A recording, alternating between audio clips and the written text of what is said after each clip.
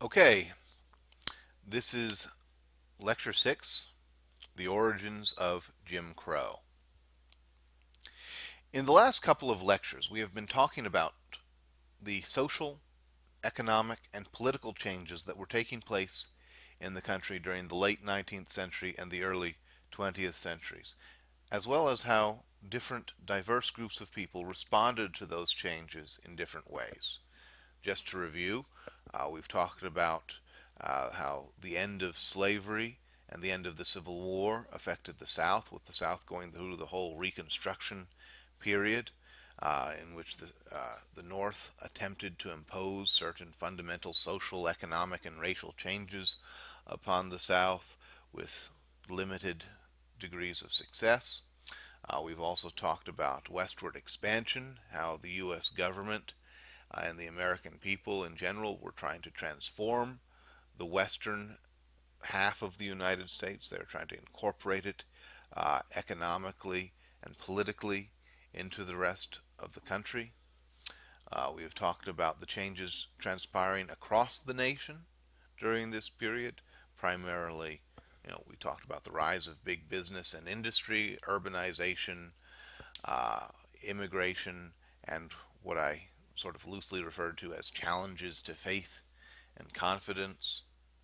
So that we know that this period is a period wrought by incredible fundamental changes that unsettle the lives of millions of Americans.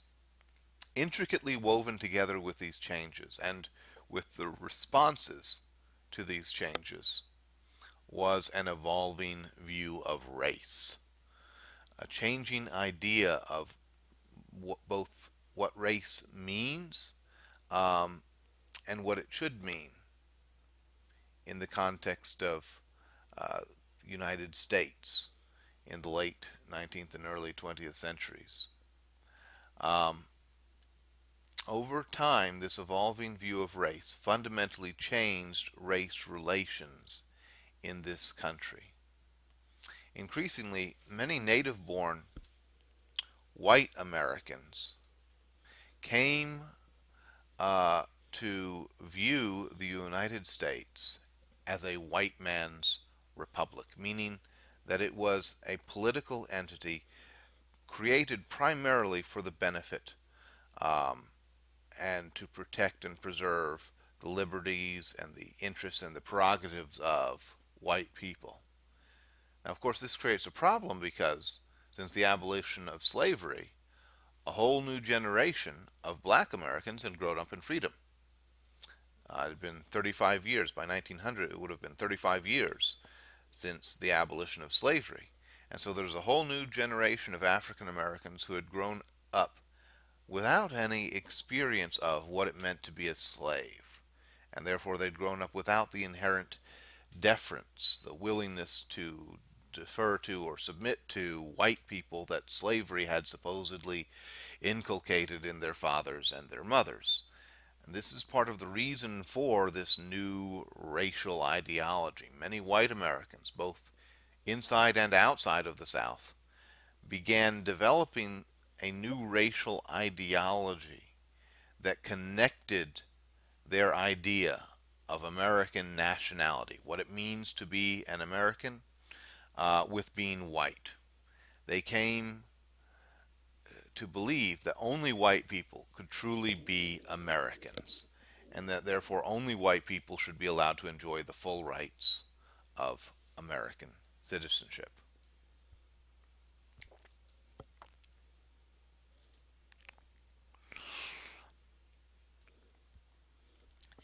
Now, of course, as I mentioned, um, at least part of the reason for this new racial ideology um, was that it was a response to changes that they perceived going on in the African American community. So for that reason, it's important to first understand what those changes were, what changes were affecting African Americans by the turn of the century. Up to about 1890, the overwhelming majority of African Americans still lived in the South. They don't simply leave the South after the Civil War. Their jobs, their families, the communities, everything that they know is still in the South. And so the overwhelming majority of African Americans continue to live in the South up to about 1890.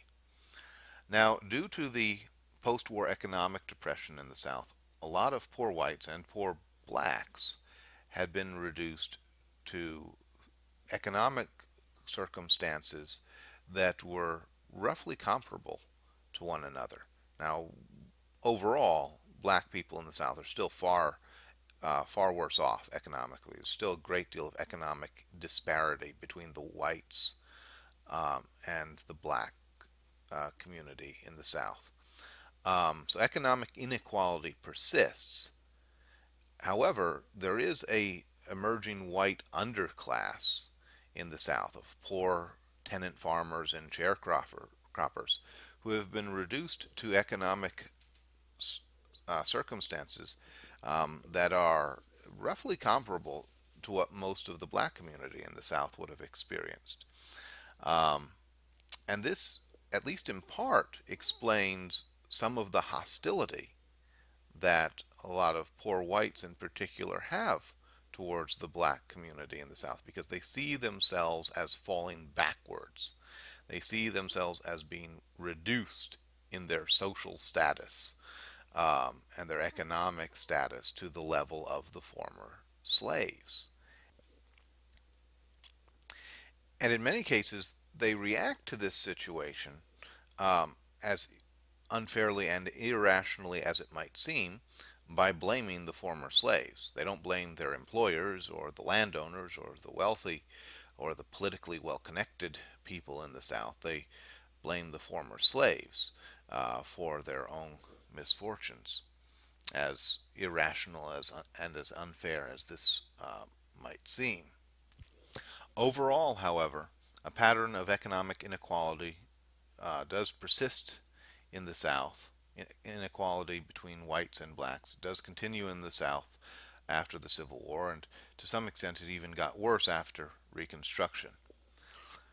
Now, a small black middle class did exist in the South, but it was extremely small. Only about 4 to 7% of the black population could have been classified as middle class. The traditional occupations of the American middle class were largely closed to most black people. For example, there were only 2 medical schools in the whole country that admitted black students. So only 2 medical schools in the whole country trained black doctors. Most other forms of professional occupations, most higher academic programs, most engineering programs or architectural programs would have been closed to African Americans. As a result, the number of professions that are practiced by the black middle class are relatively limited. About 80% of the black middle class were either teachers or preachers. And that was basically it. Either preaching or teaching, the 2 main professions of the black middle class. Lawyers, engineers, doctors, all of these others, were relatively few African Americans participating in those professions. Even so, despite continued economic hardship up to about the 1890s, you could make the argument that things were gradually getting better for the African American community as a whole. For one thing, land ownership was increasing. By about 1890, 20% of black families owned their own land. Now you could probably say 20%, that's not really a whole lot, and you're right. But it was virtually nothing at the end of the Civil War. So 0% or almost 0% to 20%, that's a significant improvement. Also, by about 1890, roughly half of African Americans could read. Um, Not only was literacy extremely rare among African Americans, particularly in the slave South before the Civil War, but in most southern states it had actually been illegal before the Civil War to teach a black slave to read or write. So 50%, a 50% literacy rate marks an incredible improvement as opposed to virtually 0%. Political participation is also going up. Black Americans, even after Reconstruction is over, Black Americans still continue to participate in politics, voting, and in some cases even holding public offices in the South up until about the 1890s. This is ironic considering that black Southerners were living under the repressive white Democratic Redeemer governments that controlled most of the South after the 1870s. But the Redeemer Democrats, by and large, did not immediately move to disenfranchise their black populations after Reconstruction. This is largely because they didn't want to risk antagonizing the federal government by just flat out disenfranchising African Americans. So instead, what they tried to do was to co-opt the black vote, getting them to vote Democratic by promising African American political leaders in their communities token appointments, by promising that they'd get somebody appointed to be sheriff or to be county clerk in a particular county, promising them low-level state and local offices. Um, and when that didn't work out, white Democrats could always resort to the old standbys, either violence or intimidation or simply stuffing the ballot boxes. This did not mean, however, that African Americans simply stopped taking part in politics after Reconstruction. They did not. They continued to be very much politically active, again up until about the 1890s. So the main point here is that despite continued economic hardship and inequality, life was definitely improving for most black Southerners up to about the year 1890. Alas, this situation would not last forever, because from the 1890s through the following decade, white Americans became increasingly hostile toward the black population in their midst. Southern whites made known their hostility toward the black population in three main ways: through the disenfranchisement of Southern black voters, meaning to take away their right to vote, through new segregation laws, and through direct racial violence against the black community. And let's talk about each of these things in turn. First off, disenfranchisement, the taking away of the right to vote. The white governments in most southern states used a variety of methods to get rid of black voters. One of the methods that they used was called the poll tax. As the name implies, this was a tax on voting. The basic idea is that every time you went to vote, you had to present a receipt. Here's a poll tax receipt from Birmingham, Alabama. You had to present a receipt showing that you had paid your tax for that election year, entitling you to the right to vote. Typically, the taxes that were assessed range somewhere in the neighborhood of $1 to $2 or so. Now, this might not seem like a whole lot today, but in a poor society, particularly a cash poor society like most of the rural South was, $1 to $2 was a significant amount of cash. People were very limited, both poor whites and poor blacks were very limited in the amount of cash that they had on hand at any particular time, and they usually had to use that cash very sparingly. So for many poor people in the South, a poll tax was an extravagance that they simply could not afford. Another method that was used to effect the disenfranchisement of the black population was the so-called white primary.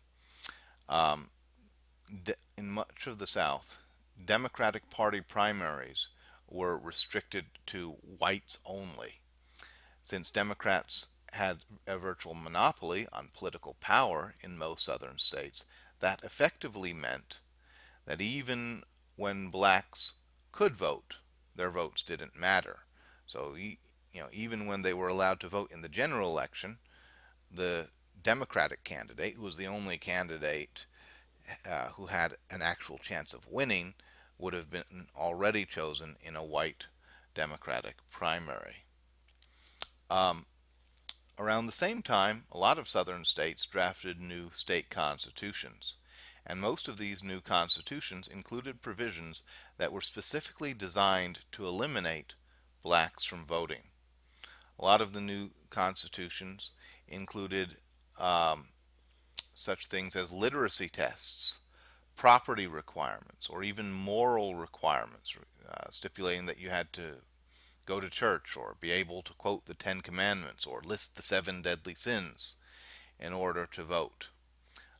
But specifically, a lot of them included either literacy or property requirements. Now, why focus on literacy or property? Why focus on you being able to prove that you could read or that you owned a certain amount of property in order to vote? Well, this is mainly because of the 15th Amendment. The 15th Amendment, which you will recall, guaranteed voting rights to all people regardless of race, color, or previous condition of servitude. So if Southern lawmakers had openly disenfranchised black Southerners per se, they would have risked federal intervention in their local political affairs. So by portraying disenfranchisement as merely restricting the voting franchise to those who were literate or those who owned property, they were able to effect um, uh, a racial disenfranchisement policy without actually admitting that they had been targeting black people specifically. Now, many state constitutions also had something called the grandfather clause.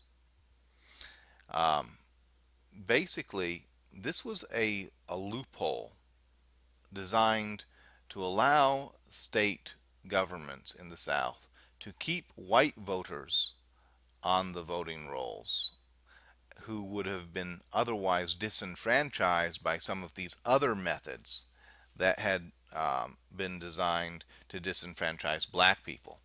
Basically, what the grandfather clause said was, it said that if you could prove that you or one of your ancestors had voted prior to the Civil War, these other requirements, the poll tax, the literacy tests, the property requirements, etc., these other requirements would be waived in your case.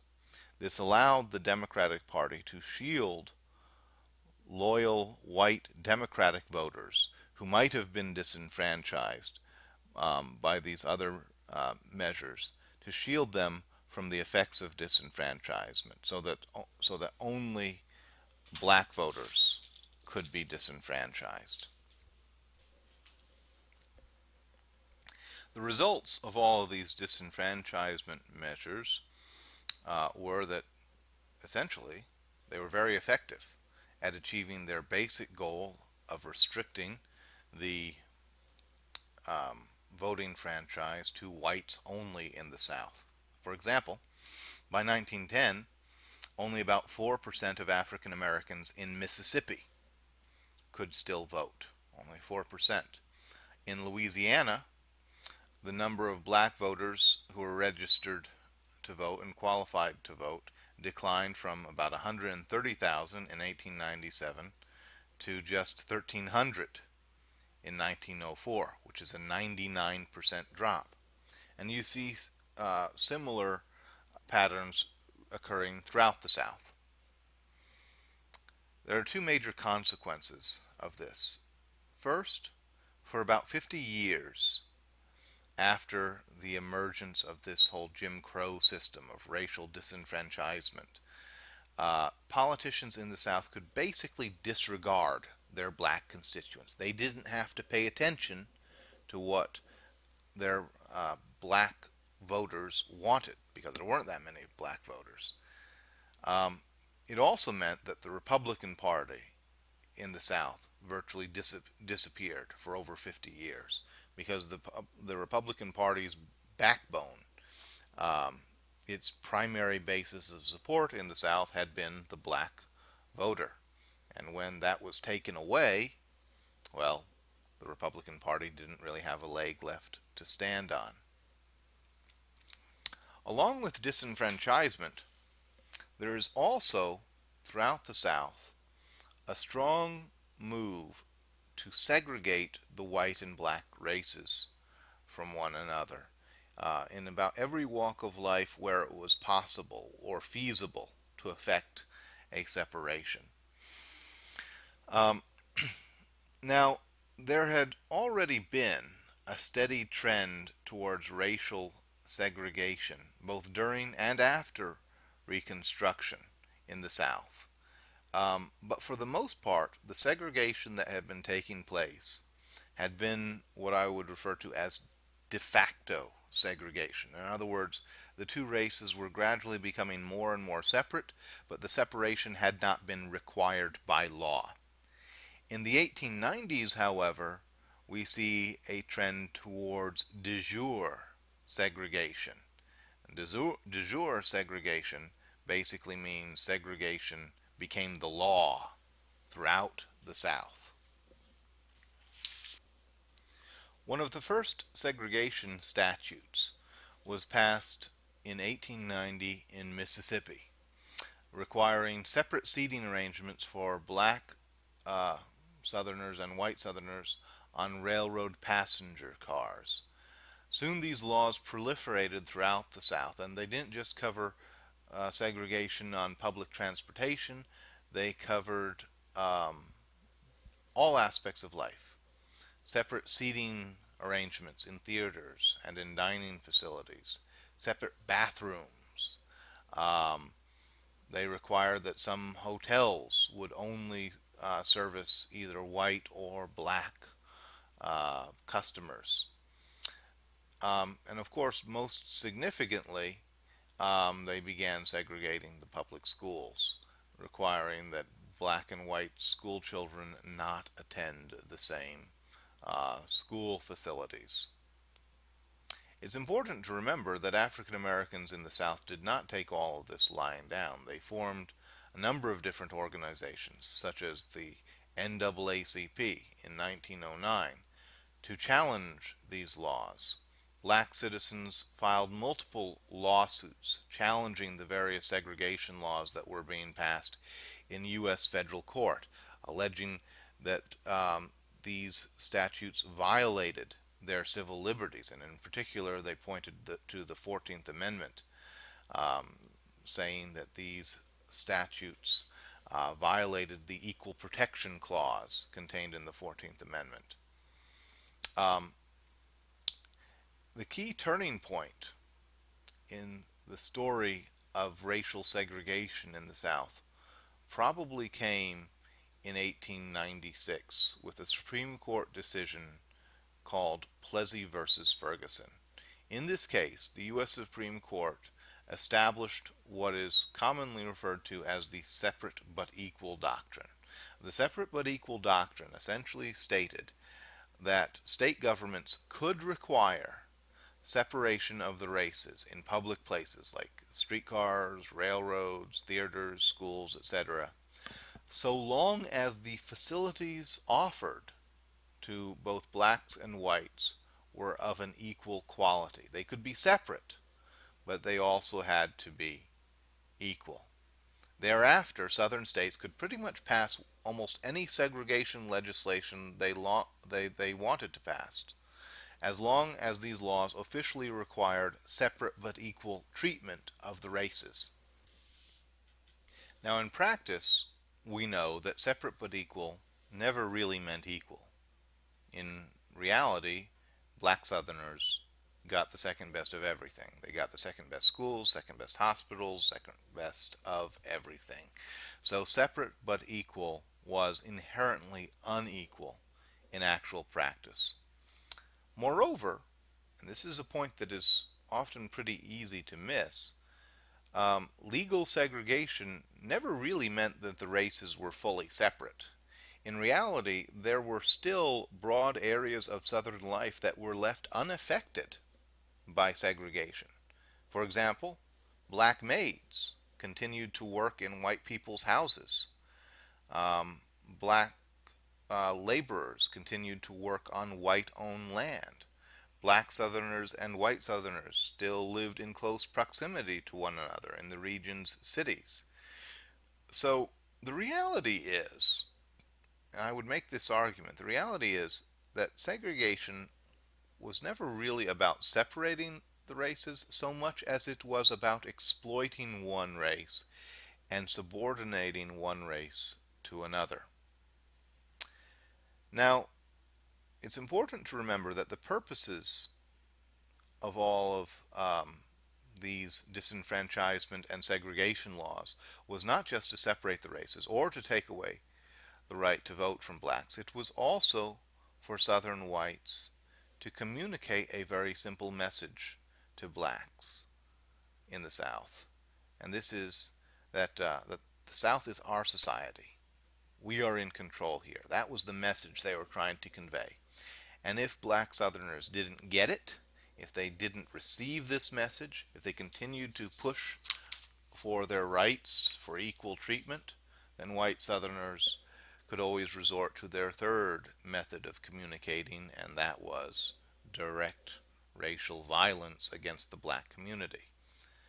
Now, there had been, of course, a lot of racial violence before that period, especially in the mid-1870s when white Democrats were trying to overthrow Reconstruction. We talked about this when we talked about the end of Reconstruction, how white Southerners formed organizations like the Ku Klux Klan, the Knights of the White Camellia, and so on to persecute African Americans, to intimidate them, to keep them away from the polls, and so on.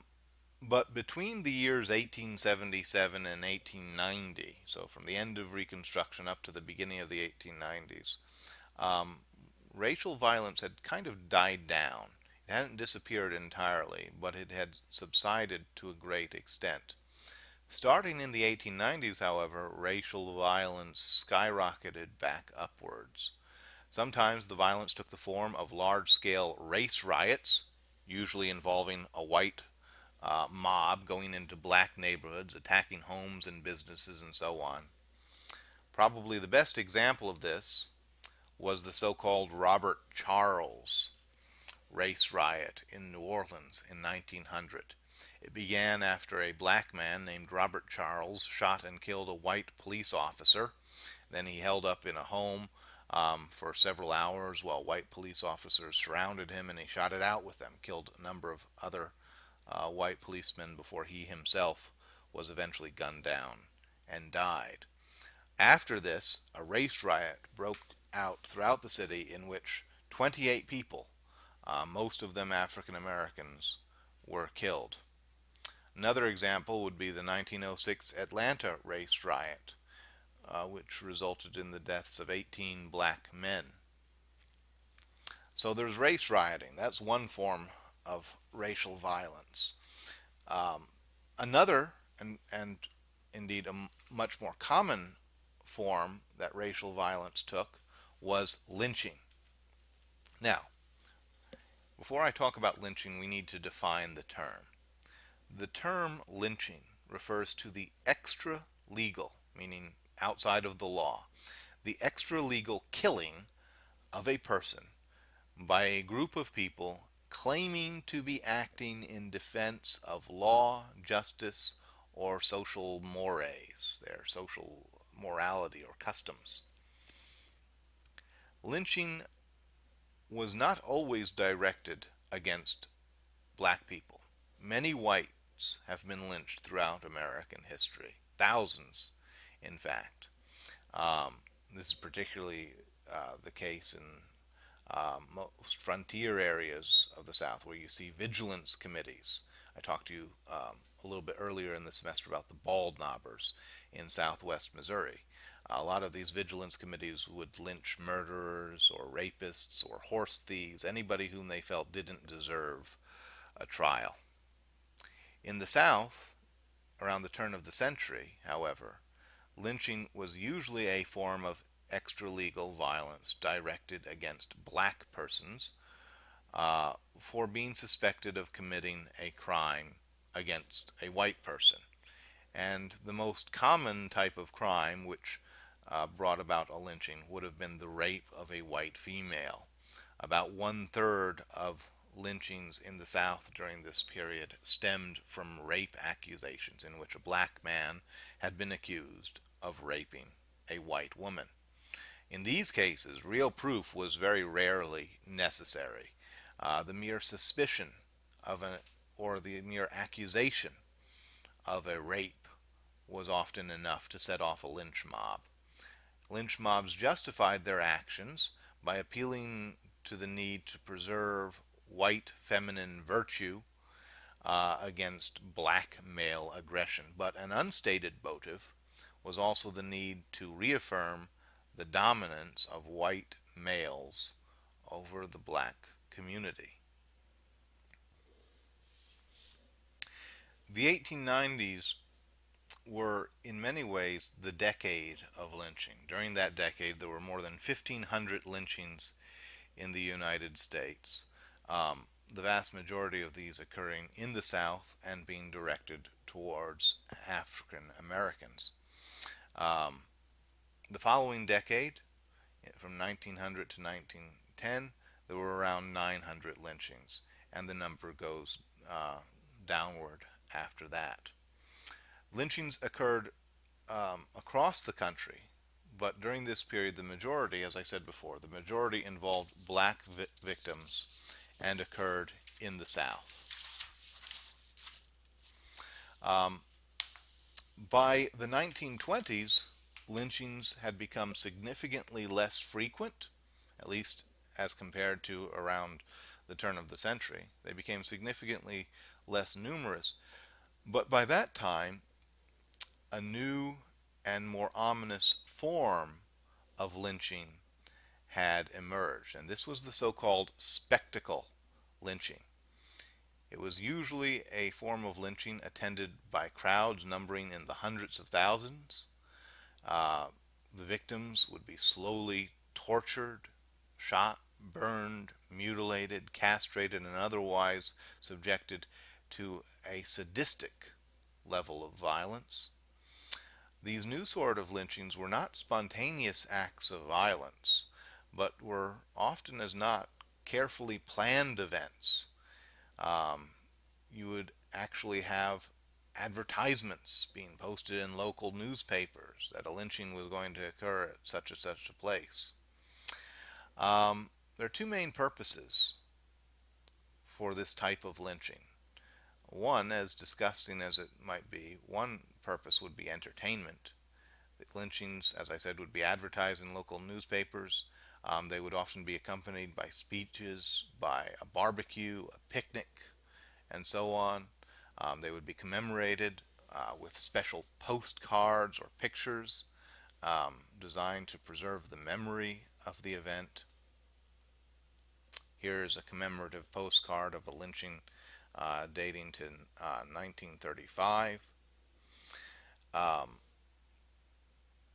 The other purpose is that they were designed to enforce white supremacy.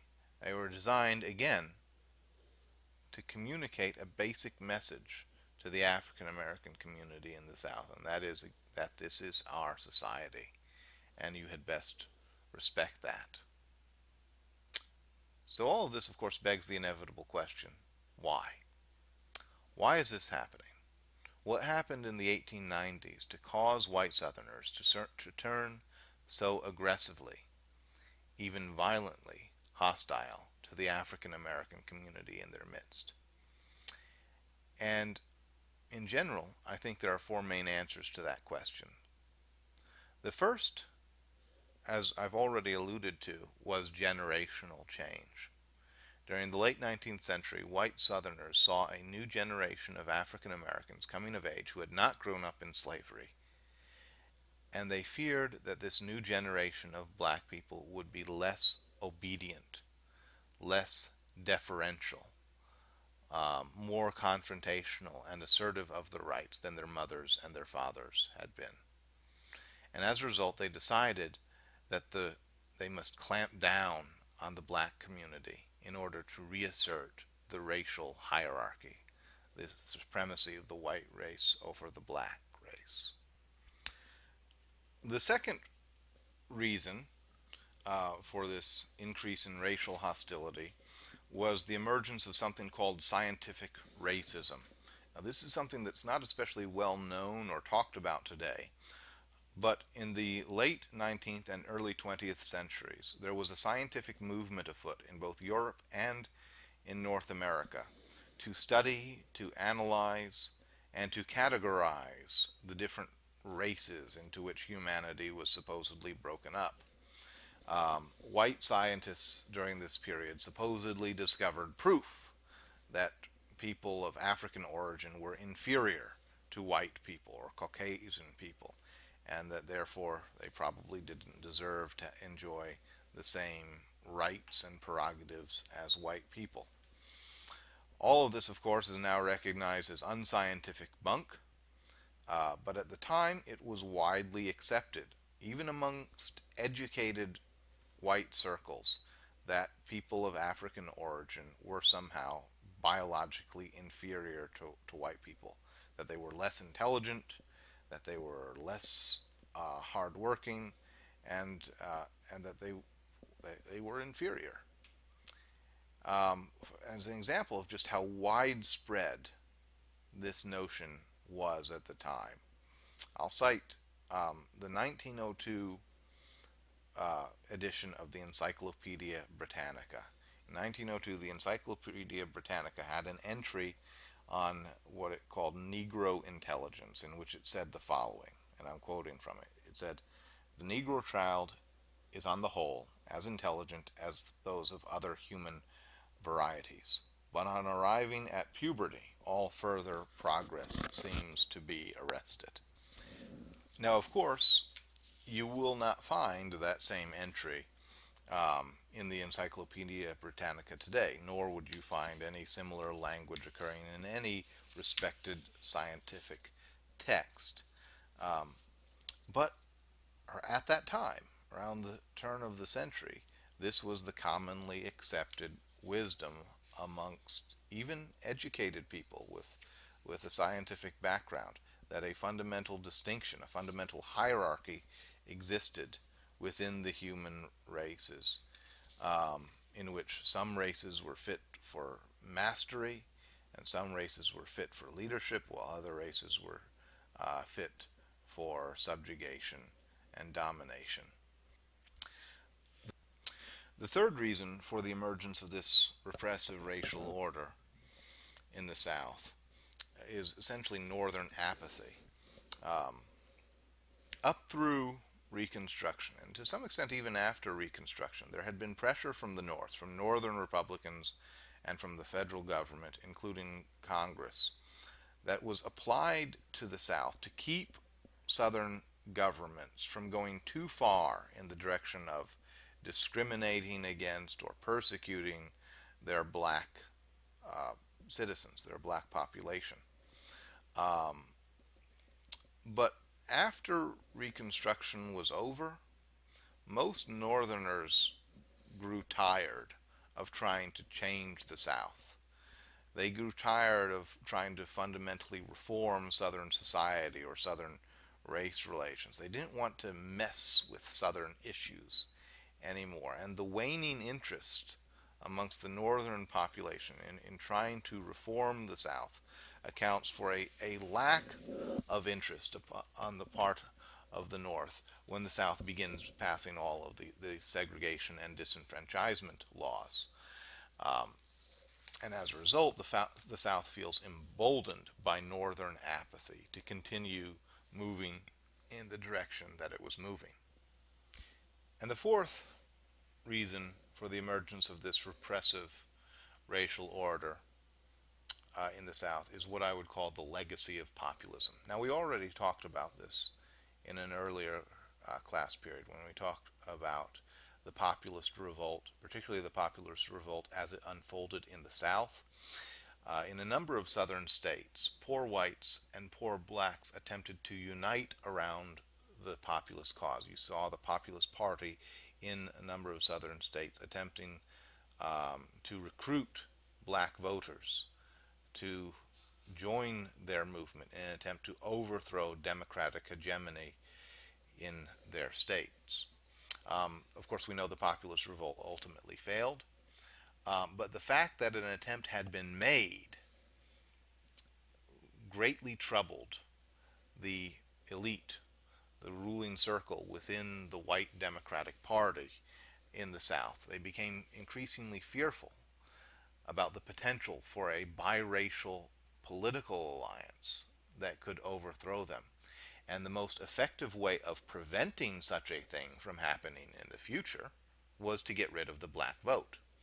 And so that becomes one of the major factors that gives impetus to the movement to disenfranchise the black population. Because if you disenfranchise the black voters, then they can't possibly overthrow you. They can't possibly vote against you in the future.